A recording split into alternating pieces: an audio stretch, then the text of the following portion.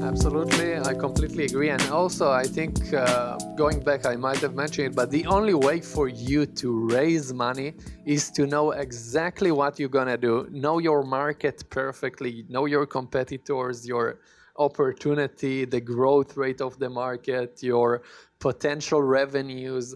I'm not a big believer in projection and Excel in the early stage because I think those are irrelevant, but um, Excel of the expenses that you plan to incur is super relevant because this is a guarantee. You can, say I'm going to hire this much developers, so you should prepare to it and calculate your burn rate accordingly. So you should have a good answer to anything, and if you don't, then it will be hard for you to even raise that money in the first place. I remember I went to, we'll talk about Shark Tank at the very end, but I went to an event that Kevin O'Leary was there, and he was talking how there are three main things that an investor looks into a pitch and a founder. Number one, they evaluate your idea, where you're standing. Is it a good idea? Is there market there? Is the economic, sound?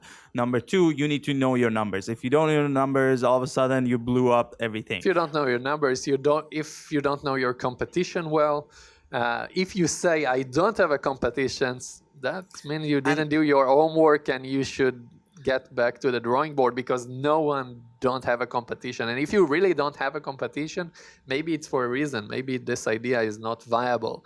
And as someone who grew up being in a dinner table where my dad and my uncles talks about cost of goods sold, and they don't need their calculator to talk about it, and they know all their numbers, I can testify, if you're an entrepreneur, you don't need Excel sheet to refer to your numbers. Over the weekend, over at night, you need to know back of your hand, what's my cost, what's my developer, what's my fixed, variable cost, revenue, growth, all of that. And I say you should have a good answer to any questions, but you shouldn't prepare for it necessarily. You should really know the answers. Yeah. So I think for me, when I got asked my investors these tough questions, I don't even have to prepare for it. It comes natural to me because I know the answers. So it's not like I have to prepare myself. It's not a test that you memorize. It's a real deal. It's the real thing that I'm saying. So it gets easier once you get into this place, but it does take practice. Your first investor meeting,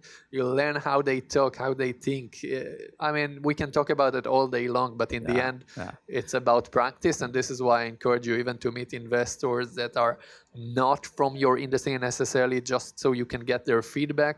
Feedback is super crucial, especially for the first 10, 15, 20 investors meeting. I think you'll learn a lot from their feedback. And thirdly is they're investing in you as a person, so they will ask some questions, I'm sure, that are not necessarily directly about your business, about your background, your motivation, etc.